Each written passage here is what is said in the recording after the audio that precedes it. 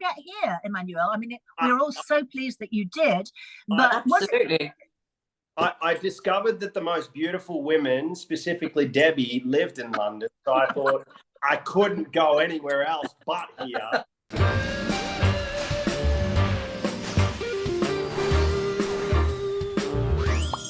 Hey, hi. how you doing? Oh, you're not well, Debbie.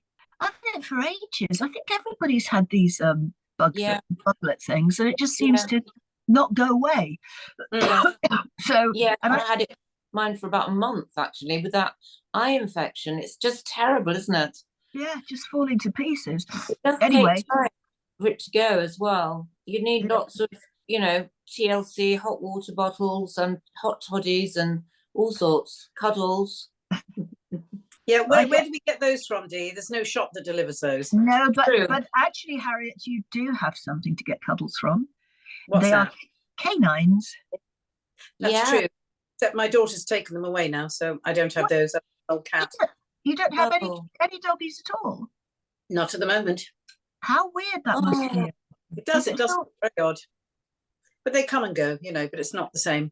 When Kira actually asked for Beanie back when she came back from tour, I said she couldn't have her. There you go. I said, no, I'm sorry, mate. She's been here and I love her, and there's no way you're taking her away from me. So when you feel in the mood, Harriet, there are a lot of rescues hanging around, as you know. Yeah. Not quite that yet. I think I need to be a rescue myself. So I'll come and rescue you. I'll come and rescue. Anyway, talking about being rescued, how about that for a segue? Yes. Our guest is Emmanuel Kelly. Now, those of you viewers who've not heard of him, well, I really don't want to give anything away because his life story and his success is absolutely, it's extraordinary. I don't think I've ever heard a story like it. It really is. Apart from which, though, girls, he's very, very handsome. Oh, gosh. Only you would know that, darling, because you met him very in the flirty. So here he is, the gorgeous Emmanuel Kelly. Yeah, everyone, how you doing? Good day. G'day. Where How are you doing? I'm in London. Are you? I am. How you doing, David? Your life story, how it all started, everything about you is so incredible. But the most important thing I think about you is the fact that you're so handsome. Well, thank you. I'll take that. Can I just interrupt I'll take that. and intercept this conversation? We do have security, and if you need Debbie to be kept away, just let us know. It's not a problem. Yes, absolutely. It's all right. I'm calling myself with this little happening over here, Robert Brownie Jr. So this Robert Brownie Jr. can take it. Yeah. Emmanuel, please tell our viewers what happened when you were born, because it is the most astonishing story of it is astonishing. Tell us all what happened. Yeah, so I'm originally from Iraq. I was found in a box on a battlefield in Iraq by some soldiers who were who were supposedly shooting at one another.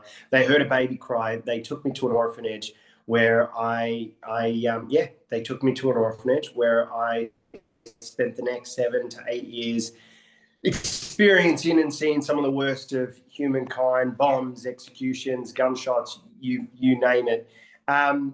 But incredibly enough, this amazing woman, after about 8 years, had discovered me. Her name's Emmanuel Kelly, and she took me to Australia. Took my brother and I. He was not my biological brother. We were both kind of in the same orphanage, and we were the only mentally able ones, unfortunately, in that orphanage. And so we were taken to Australia for some surgery. And while I was in Australia, I learned how to walk. I learned how to use a knife and fork. I learned all the kind of basic things we take for granted every single day. But most of all, I learned how to do my hair and cut it amazing. I don't even know what this is called, but no, look, I learned all the basic things that we take for granted every day, and this is kind of the abridged version, I suppose. And then eventually I went on a TV show, X Factor, and And from there onwards, everything kind of changed. I performed Imagine, and it went absolutely crazily viral. And then I ended up in the US, started performing, and I'm sure we'll talk more about it now, but started working with some amazing artists and talents. But yeah, no, that's the elevator version. Wow, Emmanuel, I'm absolutely sort of ecstatic to speak to you, because I saw that your version of Imagine, and it was just amazing. It blew me away, like it did the whole universe. But tell me, how did that begin? I mean, how did you get the inspiration and did you get help getting the audition? What happened? Yeah, I went on Tinder and I just started swiping everyone. Do you know what? The year before X Factor, I auditioned for Australia's Got Talent and didn't make it in. And the producers just told me, come back again another time. So I auditioned again and still didn't make it in. And on the third go, X Factor was starting up at this point, and a producer, I was very, very fortunate because a producer had just seen me twice perform on Got Talent and I never made it through. So this amazing young producer, she just called my family and called my mum, and it was just before I turned 18, and she said, Moira, there's these auditions, it's X Factor, they're coming here, you may have heard about it, it started in England and so on and so forth. And I auditioned for the show. My mum said no at first because I was doing horrible at my grades and horrible at school. I'm not much of a school guy, really. I don't do good at school. So she says, no, he can't. Then she thought, actually, maybe I could use this as a bribe. He might do better. So she decides to sit me down and says, Emmanuel, I have something really exciting to tell you. I said, what's that, Mum? And she goes, well, you're going to audition for X Factor. Wow, that's amazing, Mum. Thank you so much. This is so exciting and all this sort of stuff. And she says, but don't get too excited yet, young lad. I said, okay, yes, ma'am. Yep, okay. What's the catch? And she looks at me and she says, the catch is very simple. You cannot see, at school we used to get these yellow cards and pink slips and all these different things. And a pink slip is like when you bugger up at school and you get suspended. I had about 6 of those that year. So that was really not great. I was very rebellious. So she says, none of these anymore, and you've got to just at least try, and get decent grades because you're brilliant. And I'm like, I know, that's why I don't need to try. And so she says, yeah, okay, well, work at it. So I worked at it. I got the audition and I got through. And I remember the day when the live auditions happen. There's like 3 or 4 auditions before you actually even get to the lives. I'm sure you ladies know how these TV shows work. Mm-hmm. If I'm not mistaken, you girls are TV personalities. So, there it is.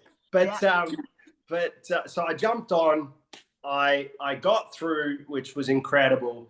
And I got to the live auditions, and the night of the live auditions, about 20 minutes before I get on stage, I'm told that, hey, Emmanuel, we didn't get the rights for your song Home by Michael Bublé, which was the song I was going to sing. Love the song. Great song. So, and it was very relevant to my own story and my own life, and the fact that no matter where you are in the world, no matter who, what place you're in or who you're with, you're always home as long as you're where love is, right? Where the love that you can receive is, and that's where home is. And that's the way I kind of interpreted the song. So I thought to myself, all right, well, that's going to be the perfect song. So I'm sitting there 20 minutes before going on stage, ready to sing Home. And the music producer, this guy named Andrew Furs, he walks in. I remember this guy, he's short and big beard and, and I'm thinking, okay, well, this guy looks like security, but no, he's the music.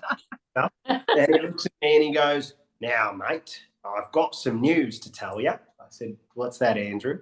Super Aussie, and he goes, yeah, so you're not going to get the opportunity to sing Home because we couldn't get the rights, mate.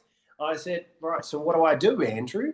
And he goes, well, you're going to sing your second song choice. I said, what the bloody hell is my second song choice? He goes, Imagine, you told us this about 4 months ago, didn't you? I said, yeah, but a week ago you told me I was good to go for this song. He goes, yeah. He goes, I said 3 months ago you told me I was good to go with this song. Yeah, we did. Well, then he used a colourful word. And he goes, well, see, us shows sometimes we just up and we my mum, my mum's as Catholic as they get, and she's next to me. She goes, oh, how could you say that word? I was like, right, what? Sorry, ma'am. Right? Yeah. So he says to me, Emmanuel, you got to sing home. You got to sing Imagine 20 minutes before I go on stage. I said, well, I don't know the song. I haven't sung this song since I was 11 years old. He goes, well, here's my laptop. Good bloody luck. I said, thanks, mate. So I learned the whole song of Imagine there and then, went on stage. It was like a Sonic the Hedgehog, jumping on stage, because I'm this short little thing jumping on stage. It's like a pocket rocket decided to get out of the pocket and start singing. So I jump on the stage, not that type of pocket rocket, girls. Now, ladies, come on. We're not in America. No. And so I jump on stage, I start singing, and at the end of the song, I realized I forgot and made up the entire bloody last verse of the song. Now, the editors didn't realize this until editing process of the show. They're like, hang on, did he forget the last verse and just made up the entire thing? And the executive producer, he tells me the story. He goes, yeah, I think he did. Hang on, pull up the lyrics. And they go, holy crap, he did. So they chopped off the entire last verse. That's the great thing about editing, and just made me, it was amazing, right? So they chopped it off. So you're missing a bit of the song, the song I made up, which is kind of annoying. But after the audition, though, I remember the executive producer walking in and kind of swinging back to mum now, back all the way back again to that mum moment. Executive producer walks in, he goes, you don't understand, this is going to be the biggest thing in Australian history. It's going to be huge. It's going to be wild. It's going to be crazy. People are going to jump up. Can you hear all the noises and all this sort of stuff? And we're like, yeah, but what happened? Didn't I forget the words? He goes, no, you did brilliant, mate. And my mum goes, so that's it, right? He's done. He doesn't have to come back, right? It's all done. I go, no, Moira, he's the star. He's going to come back again and again and again. She goes, no, he can't do that. He promised me he wouldn't get any more pink slips. He can't do that. He goes, he's got a career in this. No, he can't sing. I'm telling you, he is not a good singer. He can't do this. Not to me. And the exec goes, but it's not about you. She goes, I know it's not about me, but oh, God. And so she's just in hell thinking, oh, then she looks at me and she goes, why did you do so well? I said, I don't know what I did. That's the story of X Factor. Amazing. So we've got, Emmanuel, we have some footage of you, actually, don't we? Here's actually a little clip of my song called Never Alone, which I wrote with my own mother. And it is all about love. It really is. And it's about losing love for a moment, but then finding it again. So. Wow. Open my eyes and know you're in front of me. Open my mind and know you're with me. And through my life and know you're beside me. I won't ever be alone. Brilliant. Love it. It's fantastic. Brilliant. That's fantastic. Tell us now, what took you to America? Chippendales. I got asked to strip, and there was a show that we decided to create called the Crippendales. Basically, it's differently abled sitting on stage stripping. No. Look, what did bring me to America was not the first differently abled strip show, but was and Chippendales, but was just the music. I realized that in order for me to achieve what I needed to achieve and what I wanted to achieve, the dream, right, which was to be a pop star, a rock star, was to go to the US. So I at 18 years old, I said, Mum, I'm not doing college. I'm not doing university. I'm not doing any of that. I'm going to America. And she goes, oh, God, help me, please. It started rolling down, and she's like, oh, my son is not doing a real job. And so, anyways, Where did you go? Where did you go in the States? I went to LA, and I started working with some incredible people. This incredible woman, Amy Powers, who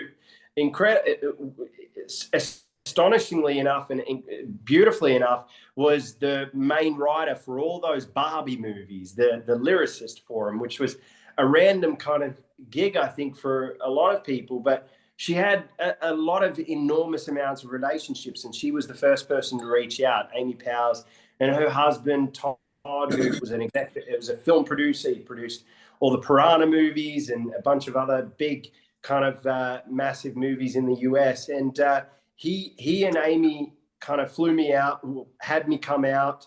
I did a few events and gigs and performed and things like that. And simultaneously, I met up with the Bruno Mars camp and not Bruno Mars, Quincy Jones's camp, and started working with them. And then I decided I needed to stay. And so I did stay. And over the years, I ended up working with everyone from Quincy Jones and his camp, as well as the Bruno Mars and the Bruno Mars camp, and as well as the opening for Snoop Dogg and working with them for a little bit, and then eventually kind of all the way cultivating up to and leading up to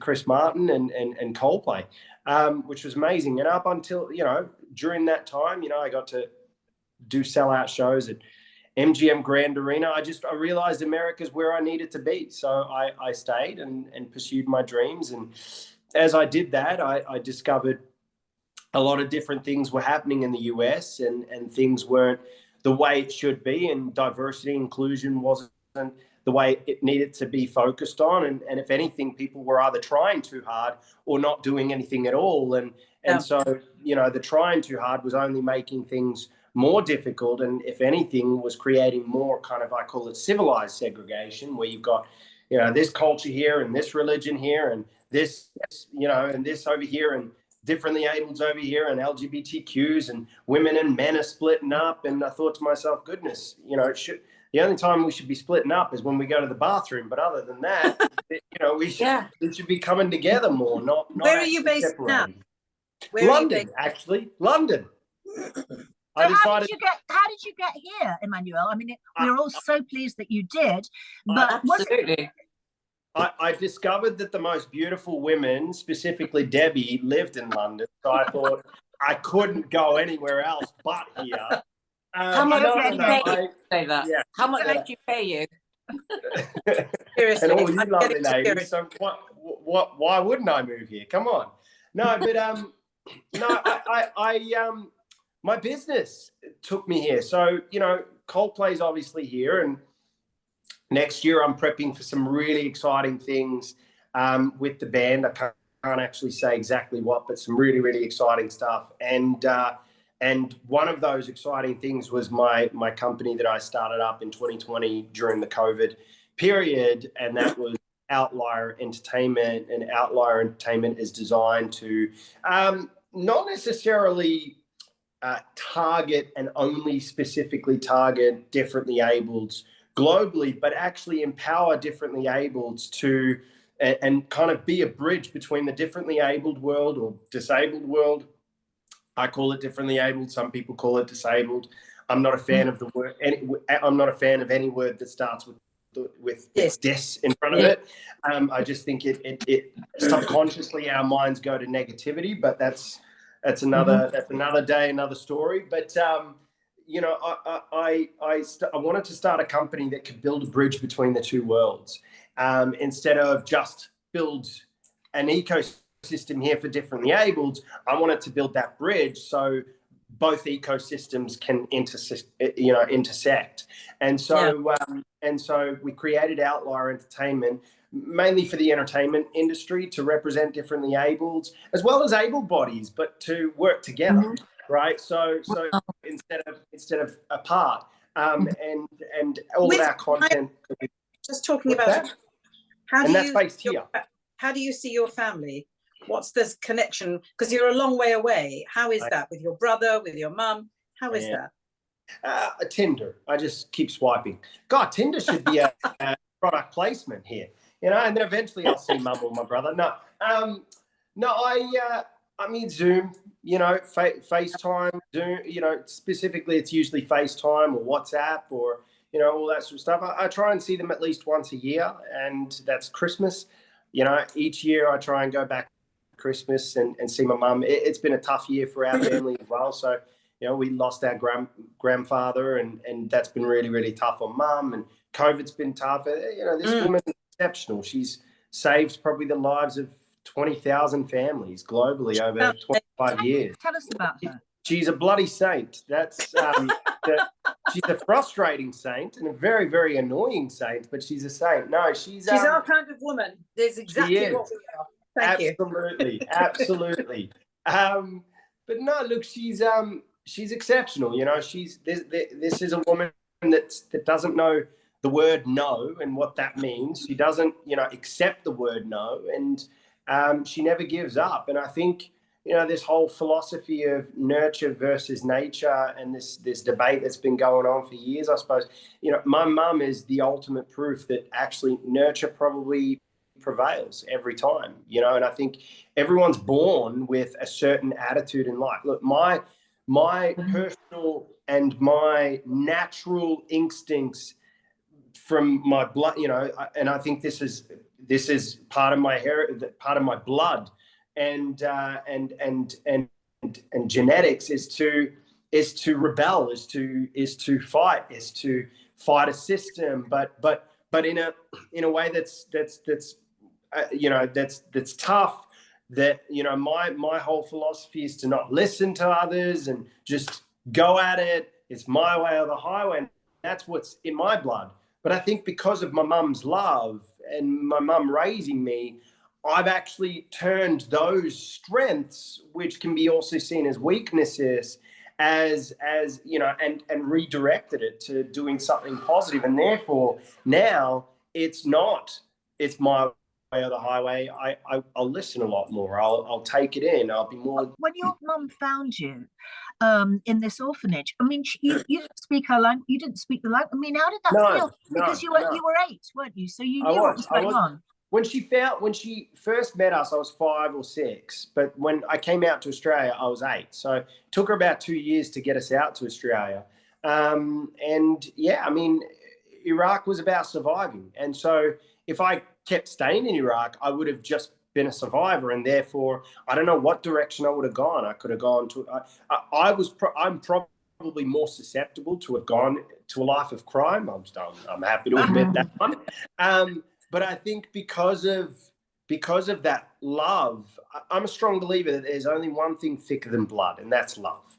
It's the one thing that brings people together. It's the one thing that breaks people apart. It's the one thing that almost always either ends a war or starts a war, right? And it's the one thing that we cannot ever quantify. It's the only thing that, Interstellar really kind of said this beautifully. I was watching Interstellar a few days ago, and there was a line in there, and that was, love is the only thing that transcends beyond gravity, beyond time, beyond dimensions. It's the one thing that I don't know what it is, but that chemical reaction is so powerful in our minds that it can influence and shift people's perceptions just like that, and at times even your own perceptions. And that is the second most powerful thing that human beings have the ability to control is perception. So love and perception are two very, very powerful forces. When I saw you on stage, I was completely and utterly blown away by you. And I thought it was very interesting, because the thing that I've been saying to everybody, as the girls know, is how handsome you are. See, that was the first thing I noticed about you, is your gorgeous face, and also the fact you're so cheeky. Yes, I'm very cheeky. I'm very cheeky. And talented. And I think what you said about love has got such a high vibration. And I think love combined with music, wow, that's it. we're speaking a universal language, aren't we? You know, Yeah, absolutely. And that's what Mum taught me. Honestly, that's if there's anything that I think my mum is she is pure love. She is the essence of pure love. And you know, even though she frustrates me and does that, I think all mums are supposed to do that to their kids. It's in the rule book, darling. It's in our rule book. Our rule book is to take the fuck out of our children, and we do it on a daily basis. Yeah, absolutely. Thank you. No, it's but it is, and you're not wrong there. Absolutely, you're absolutely right. But you know, that is the one thing that Mum taught me, and therefore I think when you learn love, and it is teachable love, right? I mean, if you don't have it, and if it's not in your life, if your parents don't show it, or if your parents don't give it, then 100% you will end up growing, you know, growing up and living a life that lacks that, right? I think we're born to love, but sometimes if we don't have it, we're unable to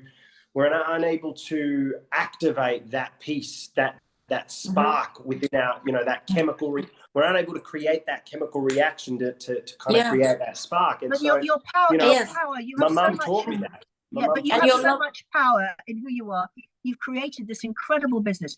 We've got to have you on for another show, because I think we have so much more to talk about. And unfortunately, we've run out of time. How did we manage to do that? Emmanuel, amazing. You ladies are too charming. That's why we ran out of time. We'll pay you later. Thank you, darling. So we can have Emmanuel part 2, please. Let's do it. Please. Let's do it. I'm all for it, darling. Thank you so much, ladies. Thank you. Thank you. Lots of love. I'll see you for a kiss. Lots of love to you. How extraordinary. Oh gosh, that was just amazing. There's just so much to talk about. Absolutely. He's now working with Chris Martin, and you know, he's so talented. He really is. I love what he said about love as well. Where did you see him, Debbie? I met him at the Best Heroes Award, because he won an award. Right. And what was so interesting is, and I said this to Dee at the time, was the first thing I you know, you notice is how handsome he is and how naughty he is. And then you realise, you know, that he's got a differability, as he would call it. He's slightly different. But he's so confident, so powerful, and so talented.